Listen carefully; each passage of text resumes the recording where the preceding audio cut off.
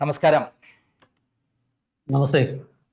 Operation സിന്ദൂറിന് ശേഷം ലോകരാജ്യങ്ങൾ മുഴുവൻ ഇന്ത്യയെ കാര്യമായി വാച്ച് ചെയ്തുകൊണ്ടിരിക്കുകയാണ്. പ്രത്യേകിച്ച് അമേരിക്കയും ചൈനയും റഷ്യയും ഒക്കെ. അതിന് കാരണം പാകിസ്ഥാനുമായിട്ടുള്ള അന്ന് നടത്തിയ ഏറ്റുമുട്ടൽ തന്നെയാണ്. ഇന്ത്യ ലോകത്തിലെ ഏറ്റവും വലിയ സൈനിക ശക്തിയായി മാറിക്കൊണ്ടിരിക്കുന്നു എന്ന് ലോകം അംഗീകരിച്ചു കൊണ്ടിരിക്കുന്നു എന്നുള്ളത് സത്യമാണ്. റഫാൽ വിമാന ഇടപാടിൽ തന്നെ 3.25 ലക്ഷം കോടിയുടെ ഇടപാടാണ് ഫ്രാൻസുമായി ഉണ്ടാക്കിയിരിക്കുന്നത്. പക്ഷേ ഇന്ത്യക്ക് ഏറ്റവും പ്രധാനമായി വേണ്ട അവാക്സ് വിമാനങ്ങൾ വേണ്ടത്ര ഇല്ല എന്നുള്ള ഒരു വാർത്തയാണ് പുറത്തു വന്നുകൊണ്ടിരിക്കുന്നത്. ഇതിനെക്കുറിച്ച് അങ്ങേക്ക് പറയാനുള്ളത് എന്താണ്? ശരിയാണ് ആ പറഞ്ഞത്.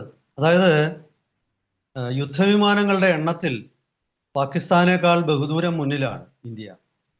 പക്ഷേ airborne warning and control system എന്ന അവാക്സ് വിമാനങ്ങൾ ആധുനിക കാലത്തെ യുദ്ധത്തിൽ ജയപരാജയങ്ങൾ നിർണ്ണയിക്കുന്നതിലെ പ്രധാന ഘടകമാണ്. അതായത് നമ്മൾ മനസ്സിലാക്കേണ്ടത്, ഈ രണ്ടാം ലോക മഹായുദ്ധവും അതിനുശേഷം ഏതാണ്ട് 70-കൾ 80-കൾ വരെ ഒരു യുദ്ധവിമാനത്തിൻ്റെ കഴിവ്, അതിൽ വഹിക്കുന്ന ആയുധങ്ങൾ, അതിൻ്റെ വേഗത, അതിന് ഈ പെട്ടെന്ന് കുതിച്ചു ഉയരാനുള്ള അല്ലെങ്കിൽ തിരിഞ്ഞും മറിഞ്ഞും അത് നമ്മൾ കാണാറുണ്ട് ഈ വ്യോമാഭ്യാസ പ്രകടനങ്ങളിലൊക്കെ. എങ്ങനെയാണ് അത് കുത്തനെ മുകളിലോട്ട് ഉയരുന്നു, കരണം മറിയുന്നു, ഭൂമിയിലേക്ക് താഴോട്ട് ഇടിച്ചിറങ്ങുന്ന പോലെ വരുന്നു, എന്നിട്ട് പെട്ടെന്ന് വീണ്ടും തിരിച്ച് കുതിച്ചുയരുന്നു. ഇങ്ങനെയൊക്കെ ആയിരുന്നു അന്ന് എതിരാളിയുടെ ചെറിയ മിസൈലുകളെയും അതുപോലെ ശത്രു വിമാനങ്ങളുടെ പീരങ്കികളെയും ഒക്കെ വെട്ടിച്ചിരുന്നത്. പക്ഷെ ആ കാലമൊക്കെ പോയി. ഇപ്പോൾ ബിയോണ്ട് വിഷ്വൽ റേഞ്ച് മിസൈൽ എന്ന് പറയുന്ന കണ്ണത്താ ദൂരെ അകലത്തിൽ നിന്ന്, അതായത് രണ്ട് വിമാനങ്ങൾ തമ്മിൽ ആകാശത്തിൽ ഡോഗ് ഫൈറ്റ് നടത്തുന്നത് അടുത്തെത്തിയിട്ടല്ല, അത് ഒരു വിമാനത്തിൽ ഇരുന്നിട്ട് നമ്മുടെ നഗ്ന നേത്രങ്ങൾ കൊണ്ട് മറ്റൊരു വിമാനത്തെ കാണാനും പറ്റില്ല. അത്രയധികം ദൂരത്തിൽ ഇരുന്നാണ് രണ്ട് വിമാനങ്ങൾ തമ്മിൽ യുദ്ധം ചെയ്യുന്നത്. അത് ബിയോണ്ട് വിഷ്വൽ റേഞ്ച് മിസൈലുകൾ ഉപയോഗിച്ച അത്തരം മിസൈലാണ് അമേരിക്കയുടെ ആമ്രാം, അതല്ലെങ്കിൽ ചൈനയുടെ PL-15, ഇന്ത്യയുടെ അസ്ത്ര, ഇപ്പോൾ നമ്മൾ റഫാലിൽ ഉപയോഗിക്കുന്ന ഫ്രാൻസിൻ്റെ മെറ്റിയോർ, ഇതൊക്കെ തന്നെ. പക്ഷെ ഇതെല്ലാം പ്രവർത്തിക്കണമെങ്കിൽ അടിസ്ഥാനപരമായിട്ട് ഒരു ഘടകം ആവശ്യമുണ്ട്. എതിരാളിയുടെ ടാർഗറ്റ്, എതിരാളിയുടെ ലൊക്കേഷൻ, സ്പീഡ്, ഇതെല്ലാം കൃത്യമായിട്ട് മനസ്സിലാക്കി തരുന്ന ഒരു റഡാർ ഉണ്ടായിരിക്കും. ആ റഡാർ ഭൂമിയിലുള്ള റഡാർ സിസ്റ്റം മാത്രമല്ല, ആകാശത്തിലും ഒരു റഡാർ ഉണ്ട്. ആ ആകാശത്തിലുള്ള റഡാർ വഹിക്കുന്ന വിമാനങ്ങളാണ്. അത്തരം സിസ്റ്റമാണ് അവാക്സ് എന്ന് പറയുന്നത്. ഈ അവാക്സ് എന്നുള്ള പേര് നമ്മൾ ആദ്യമായിട്ട് കേൾക്കുന്നത് അമേരിക്കയുടെ അവാക്സ് വിമാനങ്ങളിലൂടെയാണ്. അങ്ങനെയാണ് അമേരിക്ക വ്യോമ രംഗത്ത് ആദ്യമായിട്ട് റഷ്യയുടെ മുകളിലേക്ക് എത്തുന്നത്. യഥാർത്ഥത്തിൽ വിമാനങ്ങൾ സെപ്പറേറ്റ് ആയിട്ട് എടുത്ത് നോക്കിയാൽ റഷ്യൻ വിമാന എഞ്ചിനുകളാണ് കൂടുതൽ കരുത്തുള്ളത്.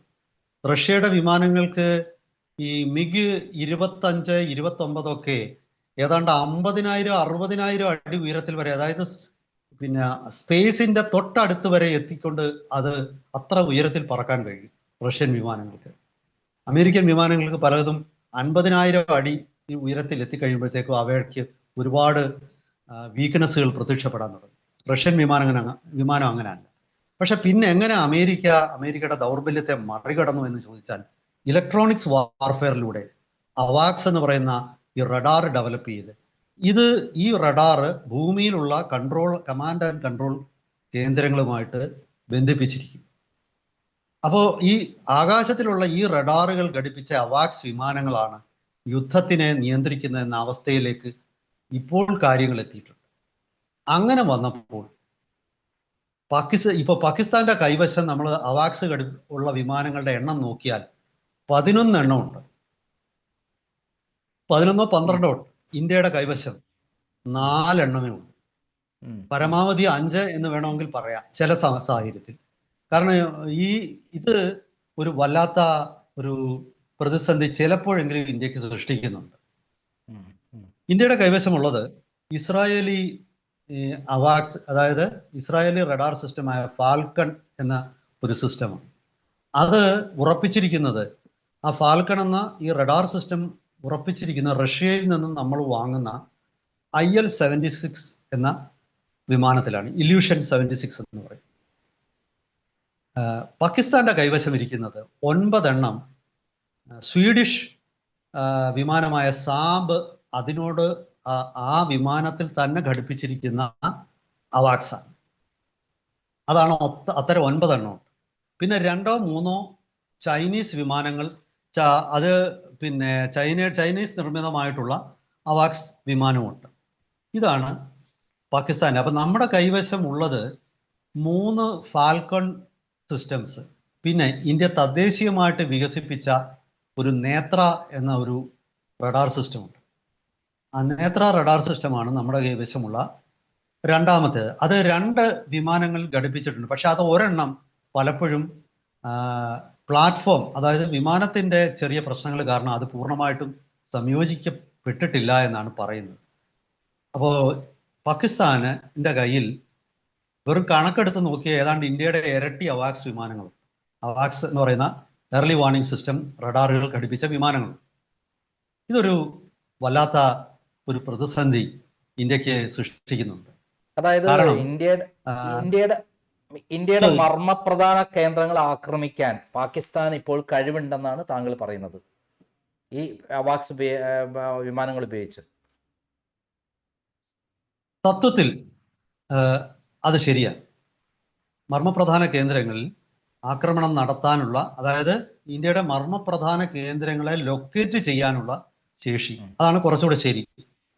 പക്ഷെ ലൊക്കേറ്റ് ചെയ്തുകൊണ്ട് മാത്രം മിസൈൽ വരത്തില്ല. കാരണം ഇവിടെ മിസൈൽ പ്രതിരോധ സംവിധാനമുണ്ട്. അതുകൊണ്ടാണ് ഇന്ത്യ ഓപ്പറേഷൻ സിന്ദൂറിൽ രക്ഷപ്പെട്ടു പോയത്. അതായത് പാകിസ്ഥാൻ നമ്മുടെ പ്രധാന കേന്ദ്രങ്ങളെയൊക്കെ കൃത്യമായിട്ട് ലൊക്കേറ്റ് ചെയ്യുന്നുണ്ടാവും.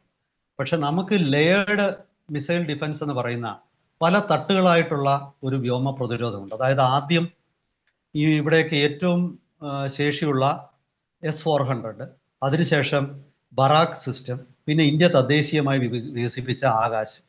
അങ്ങനെ 3 ലെയറുകൾ കഴിഞ്ഞിട്ടേ, 3 പ്രതിരോധ ലെയറുകൾ കഴിഞ്ഞിട്ടേ ഈ വിദേശത്തു നിന്ന് വരുന്ന ഒരു വിമാനത്തിൻ്റെ മിസൈലിന് ഇവിടെ കയറാൻ പറ്റും.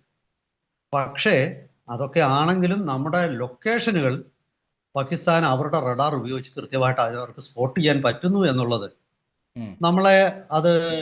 നമുക്കതൊരു ആശങ്കയ്ക്ക് ഇട നൽകേണ്ട ഒരു സംഭവം തന്നെയാണ്. അതല്ലെന്ന് പറയാൻ പറ്റില്ല. ഇതിവിടെ സംഭവിച്ചിരിക്കുന്നത് കുഴപ്പമില്ല.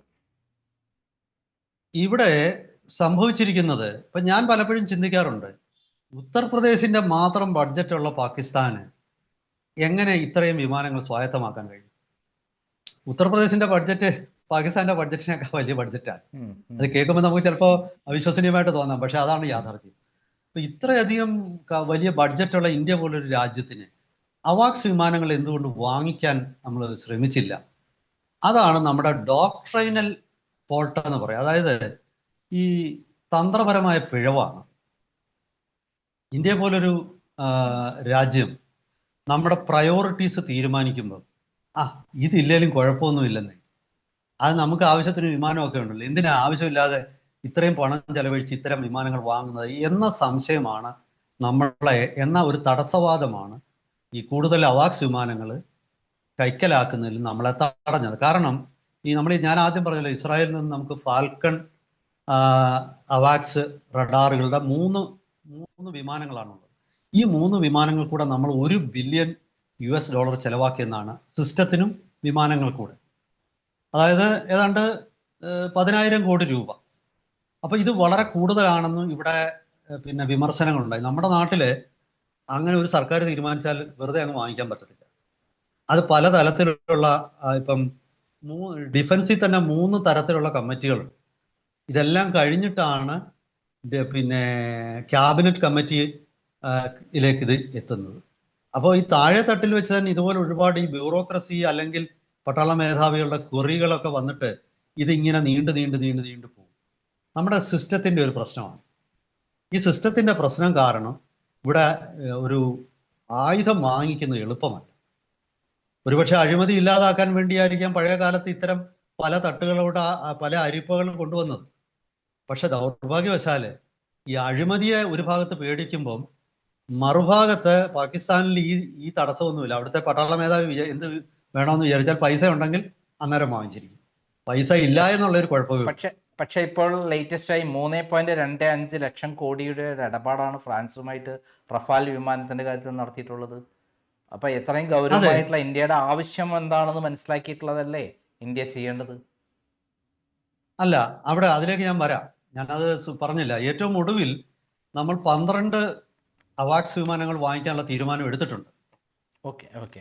ഏറ്റവും ഒടുവിൽ, അതായത് 6 പിന്നെ ഈ പിന്നെ എയർബസ് A321 ഘടിപ്പിക്കുന്ന 6 ഈ ഫാൽക്കൺ സിസ്റ്റംസ്, അതുപോലെ നമ്മൾ തദ്ദേശീയമായിട്ട് നേത്ര MK2 എന്ന് പറയുന്ന 6 സിസ്റ്റംസ്, ഇങ്ങനെ 12 സിസ്റ്റംസ് കൂടെ അഡീഷണൽ ആയിട്ട് വാങ്ങിക്കാനുള്ള തീരുമാനം നമ്മൾ എടുത്തു കഴിഞ്ഞിരിക്കുന്നു. പക്ഷേ അവിടെ ഞാൻ പറഞ്ഞ പോലെ, അങ്ങിപ്പോൾ ചോദിച്ചതുപോലെ പ്രയോറിറ്റിയുടെ ഒരു പ്രശ്നം വരുന്നുണ്ട്. ഇതിനി എത്ര നാൾ കഴിയും ഇതെല്ലാം ഈ തീരുമാനം പ്രായോഗിക തലത്തിലേക്ക് എത്താൻ? അതൊരു ചോദ്യമാണ്. റഫാൽ വിമാനം വാങ്ങിച്ചത് തെറ്റല്ല. കാരണം ആ റഫാൽ വിമാനം നമ്മുടെ ഫൈറ്റർ ജെറ്റ് സ്ക്വാഡ്രനുകളുടെ എണ്ണത്തിലും നമുക്ക് ഒരുപാട് കുറവുണ്ട്. ഇപ്പം നമുക്ക് സാങ്ഷൻ ചെയ്തിരിക്കുന്ന നമ്മുടെ യഥാർത്ഥത്തിൽ നമ്മുടെ യുദ്ധതന്ത്രത്തിൽ വിഭാവനം ചെയ്തിരിക്കുന്നത് ഇന്ത്യക്ക് 44 സ്ക്വാഡ്രൺ യുദ്ധവിമാനങ്ങൾ വേണമെന്ന്, കുറഞ്ഞത് 42 വേണമെന്ന്. ഒരു സ്ക്വാഡ്രൺ എന്ന് പറഞ്ഞാൽ 17 യുദ്ധവിമാനങ്ങളാണ്. അങ്ങനെ 17 ഗുണം 42. പക്ഷെ ആ സ്ഥാനത്ത് നമുക്ക് 29 സ്ക്വാഡ്രൺ വിമാനങ്ങളെ ഉള്ളൂ. അപ്പോൾ സ്വാഭാവികമായിട്ടും അതും പരിഹരിക്കപ്പെടണം. ഞാനീ പറഞ്ഞ അവാക്സിന്റെ റഡാർ വഹിക്കുന്ന വിമാനങ്ങളുടെ എണ്ണത്തിൽ കുറവുള്ളതുപോലെ തന്നെ യുദ്ധവിമാനങ്ങളുടെ ഫൈറ്റർ ജെറ്റുകളുടെ എണ്ണത്തിലും കുറവുണ്ട്. അപ്പോൾ ഇത് രണ്ടും സൈമിൾട്ടേനിയസ് ആയിട്ട് പരിഹരിക്കപ്പെടണം. യഥാർത്ഥത്തിൽ വേണ്ടത് നമ്മുടെ ബജറ്റിൽ ഇപ്പോൾ ഇന്ത്യ പോലൊരു രാജ്യത്തിന് ആവശ്യമുള്ളത്ര തുക വിലയിരുത്തപ്പെടുന്നില്ലായിരുന്നു. ഇപ്പം മാത്രമല്ല, പണ്ടുമില്ല, ഇപ്പോഴവരത് വളരെ കൂട്ടിയിട്ടുണ്ട്. പക്ഷെ എന്നിരുന്നാൽ പോലും ഇത് അത്ര വേഗത്തിൽ പരിഹരിക്കപ്പെടാൻ പറ്റുന്നില്ല. നമ്മുടെ സ്ട്രക്ചറൽ ഡോക്ട്രിനൽ പോളിസീസ്, അതായത് വാർ ഡോക്ട്രൈൻ എന്ന് പറയുന്നതിനെ വ്യത്യാസപ്പെടേണ്ടിയിരിക്കും. യുദ്ധം എങ്ങനെയാണ് നമ്മൾ നടത്തേണ്ടത്, നമ്മൾ എന്തെല്ലാം അടിസ്ഥാന ഉപകരണങ്ങളാണ് നമുക്ക് വേണ്ടത്, ഇക്കാര്യത്തിലൊക്കെ തന്നെ നമ്മളുടെ ഇതുവരെയുള്ള നമ്മൾ എടുത്തിട്ടുള്ള നിലപാടുകളിൽ നിന്ന് നമ്മൾ വ്യത്യാസം വരുത്തേണ്ടിയിരിക്കും. അത് ഒരു സുപ്രഭാതത്തിൽ വരുത്താൻ പറ്റുമെന്ന് ഞാൻ കരുതുന്നില്ല. പക്ഷെ എന്നിരുന്നാലും എനിക്ക് തോന്നുന്നു ഇപ്പോഴത്തെ സർക്കാർ അതിന്റെ ഭാഗമായിട്ടാണ് അത്യാവശ്യം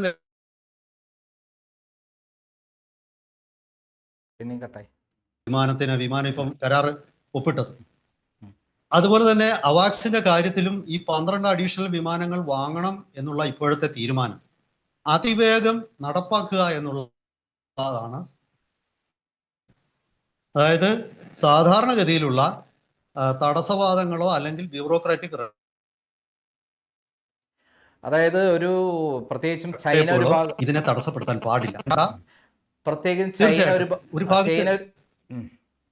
ഒരു ഭാഗത്ത് ചൈന, മറുഭാഗത്ത് പാകിസ്ഥാൻ. ഈ രാജ്യങ്ങളുമായിട്ട് ഏതെങ്കിലും കാരണവശാൽ ഏതെങ്കിലും കാലത്ത് നമുക്ക് പറയാൻ പറ്റില്ല, അങ്ങനെ ഒരു യുദ്ധത്തിലേക്ക് നീങ്ങേണ്ടി വന്നാൽ ഈ അവാക്സ് വിമാനങ്ങൾ ഉണ്ടാവേണ്ടത് വളരെ അത്യാവശ്യമാണ് എന്നാണ് താങ്കൾ പറഞ്ഞിട്ടുള്ളത്. 100% ശരിയാണ്. നമ്മുടെ ഒരു 2 ഫ്രണ്ട് അങ്ങ് പറയുന്നതിനെ മിലിറ്ററി ടേംസിൽ 2 ഫ്രണ്ട് വാർ എന്നാണ് അവർ പറയുന്നത്. അതായത് ഒരേ സമയം ചൈനയും പാകിസ്ഥാനുമായിട്ട് യുദ്ധം ചെയ്യേണ്ട ഒരു സാഹചര്യം ഉണ്ടായാൽ അന്ന് ഈ വിമാനങ്ങളുടെ കുറവ് നമുക്ക് വലുതായിട്ട് ഫീൽ ചെയ്യും. എന്തായാലും ശരി, വരും ദിവസങ്ങളിൽ നമുക്ക് എങ്ങനെയാണ് ഇപ്പോഴത്തെ ഈ 12 വിമാനങ്ങൾ വാങ്ങിക്കാനുള്ള തീരുമാനം നടപ്പാക്കാൻ പോകുന്നതെന്നുള്ളതായിട്ട് ബന്ധപ്പെട്ട് നമുക്ക് കൂടുതൽ അപ്ഡേറ്റ്സുമായിട്ട് നമുക്ക് പ്രേക്ഷകരെ സമീപിക്കാം. ഇതാണ് ഇപ്പോഴത്തെ ഒരു അവസ്ഥ. ഇതാണ് എന്തായാലും വളരെ ഗൗരവമായിട്ടുള്ള ഒരു വിഷയമാണ് താങ്കൾ പറഞ്ഞത്. ഇന്ത്യയുടെ ആഭ്യന്തര സുരക്ഷിതത്വം മാത്രമല്ല, വിദേശത്തു നിന്നുള്ള ആക്രമണങ്ങളെ തടയാൻ മറ്റു ശത്രുരാജ്യങ്ങളിൽ ഏറ്റുമുട്ടേണ്ടി വന്നാൽ പോരാടേണ്ടതിന് ആവശ്യമായ ഏറ്റവും അത്യാധുനികമായ വിമാനങ്ങൾ വേണം എന്നുള്ള ഓർമ്മപ്പെടുത്തലാണ് താങ്കൾ നടത്തിയിട്ടുള്ളത്. നന്ദി, നമസ്കാരം.